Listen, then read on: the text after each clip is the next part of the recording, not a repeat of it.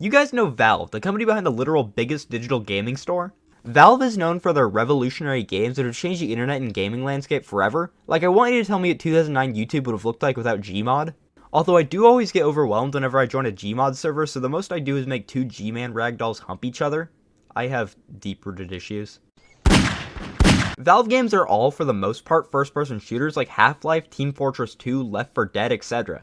Each Valve game is revolutionary in a different way. Half-Life changed how stories are told through video games with its immersive no cutscene form of storytelling. Team Fortress 2 changed how online gaming is forever. I could keep going on this for like an hour.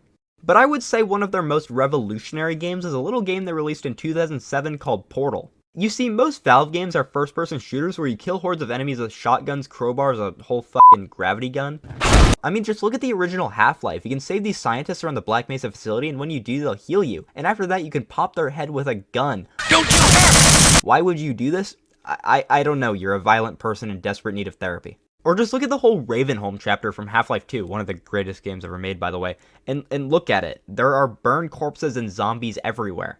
What I'm trying to say is Valve games are known for being very violent, you know, shooting people with guns and watching blood and stuff come out, that kind of stuff. They're first-person shooters, what did you expect? Do you expect them to make a whole first-person shooter where instead of killing zombies from another dimension, they'll instead teach you gun safety? No thanks, I'll go back to playing edgy games like Sonic the Hedgehog. But in 2007, they released a little game called Portal, which was a first-person shooter pretty much like all of Valve's other games. But in this one, you aren't shooting ammo at zombies or innocent scientists who just want to help. This time, you're shooting portals at walls to help solve puzzles. Dude, how am I supposed to play this? There's no actual burn victim texture on the Half-Life 2 corpse model. That's real, by the way. Look it up. Don't. In 2007, to go along with the recent release of Half-Life 2 Episode 2 in addition to the base Half-Life, Valve released a small collection to go along with it. This collection was dubbed the Orange Box. Why?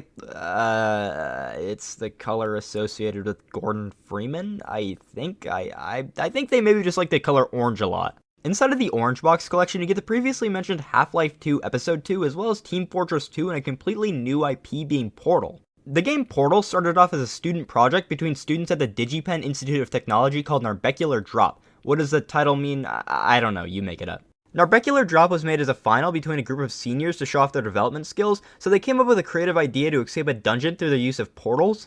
You take control of the iconic character Princess No Knees, named that because of her inability to jump. Princess No Knees is captured by a demon and is contained inside of a dungeon. However, soon after, she discovers that the dungeon is sentient, I think, and is a creature named Wally, who's able to create portals using magic or something. It happens to me all the time. Using Wally's power of creating portals, Princess No Knees makes up for her inability to jump by creating portals to escape the dungeon and defeat the demon. Narbecular Drop is a very short game, as again, it was nothing but a senior project made to show off the students' development skills, but for being just a short demo, it has a very creative idea, that of using portals as a gameplay element to solve puzzles. As well as having a very creative idea, it was very impressive for technology at the time, as it was able to perform just fine while jumping through portals quickly. It just goes to show how talented the developers were. At a showcase that DigiPen Institute of Technology held where the students could show off their development projects, Gabe Newell, the president of Valve, took interest in the project and soon hired these students to work at Valve, and wanted them to create a full game using this new portal mechanic in the Source engine. The Source engine at the time was one of the most powerful and versatile game engines ever made, so for a group of students who just got out of college to make a full game with it spearheaded by Valve was a huge honor. In this game's development, Half-Life writer Eric Wolpaw was asked to help write the story for this game, which helped to become the game that we see today. Portal was released in October of 2007 alongside the Orange Box collection. Valve packaged this game inside of the collection because of their initial worries with the game. Portal, like Valve's other games, was a first-person shooter, however it wasn't a traditional one, as it was more of a puzzle game compared to, say, Team Fortress 2. But you're still shooting a gun, just not at people. But players actually viewed Portal as a standout game in this collection, and it quickly became one of the biggest gaming series ever. And what a mistake that was. The cake is a lie, the cake is a lie, the cake is a lie. Shut up! It was never funny! I was first introduced to the Portal series when I was very young at a friend's house. Whenever I went to his house, we usually played games like Minecraft, Mario Kart, and stuff like that, but one day he said, I just got a new game that I think you'll really like. And he pulled up Portal 2 for the Xbox 360, and I was almost immediately amazed by the game. Like, it looked so fun, and the idea of shooting portals to solve puzzles was awesome. So when I got home, I begged my mom to get me Portal, but as a kid I wasn't very observant, so I thought the game was for the Wii U. I think I got Captain Toad instead. I mean, there are some similarities. But that's how I first became aware of the Portal series, and soon after that I got both games on my crusty laptop I had at the time, and I got stuck in both. I was like 8, leave me alone. In an art style perspective, Portal takes a very minimalistic approach compared to many of Valve's other games. The only other comparable game that I can even think of that looks like this is Ricochet from back in 2000, but nobody's ever heard of that game because I think it was made by Valve employees with some extra pocket change that didn't want to work on Half-Life 2. And in my 1 minute of playtime for this game, I gathered nothing because it's multiplayer only and nobody else knows about this game, so all I know is that the noise when you die is incredibly loud. In a game like Half-Life 2, it's supposed to show the dystopian hellscape Earth has turned into with the invasion of the Combine, but Portal simply takes place in a big science lab, so all I can see is the white test chamber rooms. But while the game's art style is purposely boring, that isn't a negative because it fits well with this game's aesthetic and narrative, and in parts where the game isn't all white, it gives you a feeling of discomfort. I'll get to that in a minute. The setting of this game takes place inside of the Aperture Science building. Aperture Science started as a shower curtain manufacturer during the Second World War, however it somehow turned itself into a physics research institution created to rival Black Mesa. That's right, the Portal series and the Half-Life series take place in the same universe. It doesn't really play a role in either of these game series, but it's an interesting tidbit to note. Aperture Science started off by doing any tests they could think of, whether it be mixing DNA from different animals together or even using lasers to turn a human's blood into gasoline. They were pretty much doing whatever scientific thing they could think of for the hell of it. However, in the 1960s, the company's actions caught up to them. I know it's surprising, the government doesn't exactly appreciate them turning humans' blood into gas. But when it comes to the government running their own drug cartels, they're completely fine with it. I love America.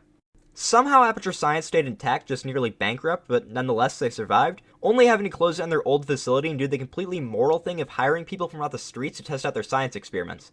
Don't worry, they gave them $60. Their greatest achievement was the discovery of portal technology, leading to the creation of the portal gun. However, instead of selling it to something like the US military, they instead chose to keep hiring homeless people from out the streets to continue testing it. Forever. Hey, to give them some credit, not all that many companies put much effort into making sure their products are quality, so good job Aperture Science, only a few dozen homeless people needed to die. They set up puzzles to get through using the portal gun, and if you get through all of them, you'd be rewarded with $60, which later turned into a slice of cake due to budget cuts. Awesome. I sure hope this doesn't become a joke in the Portal community that nobody shuts up about for years. Oh. But believe it or not, using homeless people for science experiments where more often than not they die or are left critically injured is frowned upon, which is why Aperture Science was told to stop, and rather use incarcerated inmates for their experiments. Thanks, US government. When you first start the game, you wake up in what seems to be a cell where all you have is a bed, which I'm gonna be straight up, I don't think you can comfortably fit inside of. You may also notice a small little toilet on the side here, presumably for shitting. And right to the left of the toilet is a small table with a clipboard, coffee cup, and a radio playing some sick tunes. When you first see your player being Chell, you may notice she's wearing orange, meaning she's most definitely a prisoner Aperture Science was given to test out their science experiments with. I think, that's my theory. The game also hints at this for the fact that that's the point of the game, to solve test chambers using the portal gun. It's pretty obvious, but it's just a theory. The next thing you're introduced to is what works as your guide to get through the game, GLaDOS. Guide meaning she just throws petty insults at you when you're just trying to do what you're told, but we aren't there yet. Okay, so first there's a few things I really like about the opening of this game. For one, you have almost no idea from what's going on at the start, and the details I gave you about Aperture Science were only told to you in this game's sequel, Portal 2. You're pretty much just plopped in this white environment in what seems to be a cell, and you notice the things around you, like how again Chell, the main character, is wearing orange, meaning she's possibly a prisoner and you need to fill in the blanks on your own. I'm a really big fan of the fill-in-the-blanks yourself form of storytelling. While there is a time and a place to just tell a story without much nuance, being able to make up some things on your own just makes it feel so much more personal. While we get adjusted to the portal mechanic of this game, GLaDOS keeps talking to you and you're given some insight into learning exactly what's going on. We learn that we must do some sort of test protocol thing in the name of science, however just like all my past lovers, she's very indirect with how she speaks. Why the hell did I write that? You'll notice her voice will occasionally glitch out, or she'll be clearly reading from some sort of unfinished script, but other times she'll say something extremely personal to you, almost as if she's an intelligent being watching over you. I would use the term foreshadowing, but any words with more than 6 letters are kind of overwhelming. After doing some quick puzzles, you're finally given access to the portal gun, Portal's main thing, or well, you're given at least half of the portal gun. You start out with only half of the portal, where the orange side of the portal will have its own scripted place, and you must place your own portal in the correct spot to navigate the puzzle. From this, you're introduced to some more features in the game, like portal hopping, or my favorite, momentum. During this one section, you'll notice that the only thing blocking you from the end of the puzzle and the start of it is this pit you can jump through, and you hear GLaDOS say a bunch of unintelligible mumbo-jumbo, but you can make out one word at the end of it, momentum. You jump down to create enough momentum to reach the end of the puzzle. It's not that deep, man. As you keep going, you notice more and more things that are off, like you'll notice these energy balls which will kill you if you reach them, or even this one part where there's this gross liquid on the floor where GLaDOS warns you of possible death and an insufficient mark on my official testing records. You see, I can live with death, but an insufficient mark on my official testing records is crossing a line a little too far. Soon after this, you're given the other half of your portal gun, so now it's up to you to shoot both portals and figure out both positions out yourself. Or you can just do this. This is where the main game of Portal truly starts. What is this, like the third time I've said this? Being able to shoot 2 portals opens up a realm to so many different puzzle possibilities. Using portals to get through areas to solve specific tasks is so creative. How creative? This game has so many different variations of puzzles you must solve using your portal gun, which may sound limited, but the developers were able to do so many things using the portal gun, and they're able to seemingly mix around multiple different layers of puzzle solving using just the portal gun. Like, look at this. Can Race with Ryan do that? Well, in Race with Ryan, you can race with Ryan, so you got me there. As we continue through the game, more and more things seem to be off. Like 3 chambers ago, GLaDOS did hint at our death, so things get a little weird. Please note that we have added a consequence for failure. Any contact with the chamber floor will result in an unsatisfactory mark on your official testing record, followed by death. Well, before we could be harmed using the energy balls in the Gamer Girl bathwater, they were here to help you progress through the test chambers, even if the consequences of failing were a little, how do I say this, grim? Like, I'm pretty sure that's an OSHA violation. And that. And, like, this entire place. Now in the game, there are literal turrets around some of the test chambers where if they notice you, they'll start shooting you. You know, like a gun. But the even more scary part about these turrets is that while yes, they are trying to kill you, they also seem to be very intelligent and self-aware of the fact that they must take you out, as they will speak to you in a seemingly sad manner.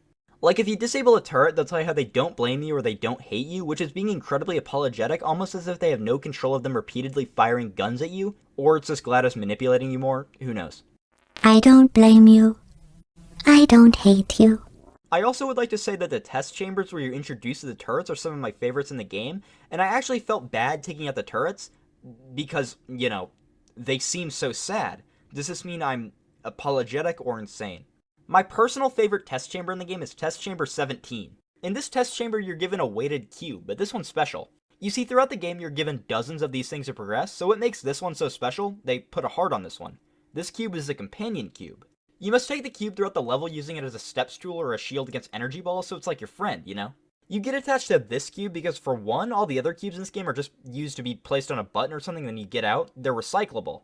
The companion cube, however, is your literal companion. You must take it to the end of the level with you, and this one differentiates itself from all the other ones because it has a heart on it. And the only form of companionship you have in this game is GLaDOS, who, not to be mean, is kind of a dick, and I'm also pretty sure she's here to kill me, so companion cube is my best friend. I am extremely socially inept. Well, once you reach the end of the test chamber, you must place your companion cube down on this button to reach the elevator, and once you do, GLaDOS randomly shuts the door and tells you to progress. You must throw your companion cube into a fire pit, killing it. Well, there's only one thing to do to progress, and that's to throw your only friend into the fire, killing it. And to rub it in even more, GLaDOS tells you how the euthanation process must have been extremely painful for your companion cube. Although the euthanizing process is remarkably painful, 8 out of 10 Aperture Science engineers believe that the companion cube is most likely you euthanized your faithful companion cube more quickly than any test subject on record. Congratulations. That son of a bitch made me kill my cube with a heart! At this point in the game, it's painfully obvious that something's off, with GLaDOS' constant glitching, increasingly dangerous obstacles, but also around this time you can occasionally find these small hidden areas inside of the levels, which have been dubbed the rat dens. In small hidden areas around some of the test chambers, you can find these little nooks a previous portal gun tester made, who caught on to GLaDOS' tricks and went a little insane. Inside of these rat dens, you can find photos and random rambling on the wall saying that the cake you were promised just may be a lie. Boy, I sure hope the internet doesn't shut up about this one for years. Sorry, I blacked out for a second there. You can also find a small memorial for your fallen companion cube from the previous test chamber. This rat guy gets it. What sets the rat dens out from the rest of the game is that most of the rest of the game is very white with a very bland art style, which is a very purposeful decision.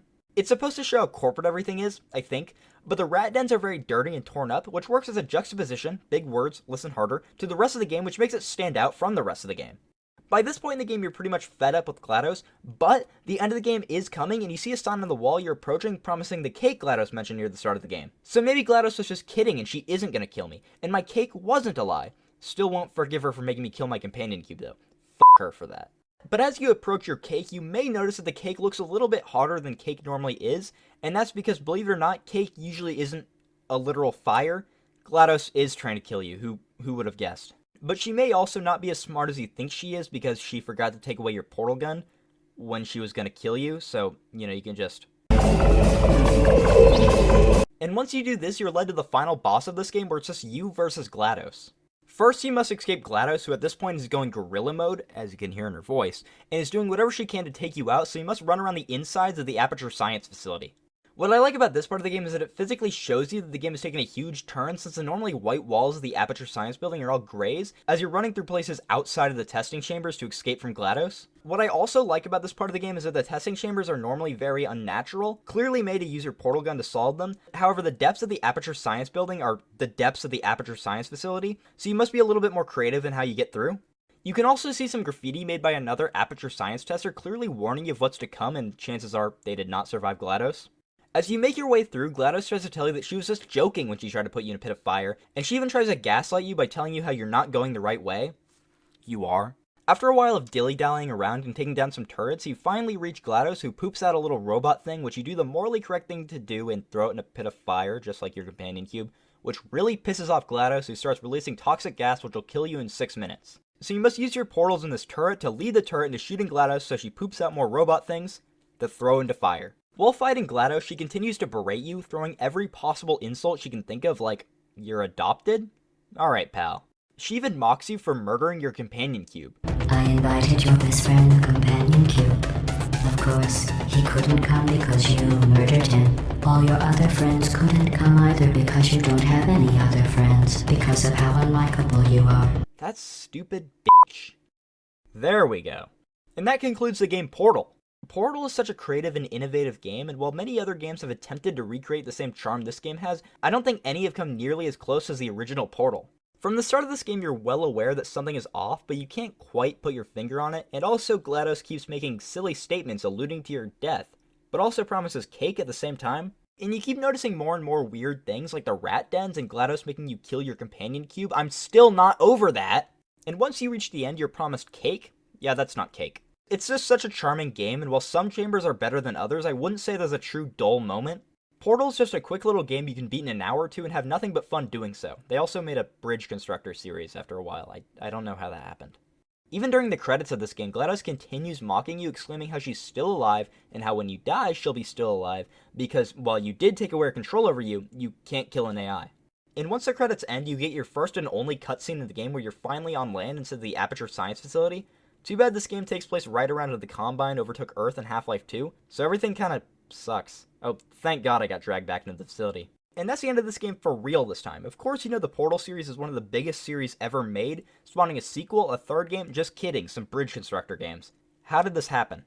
Well, thanks for listening to me. If you guys don't mind, I'm gonna get back to doing other stuff. And I'll see you guys on the flip side of the portal. Hey, the sign says applause. Laugh. Laugh!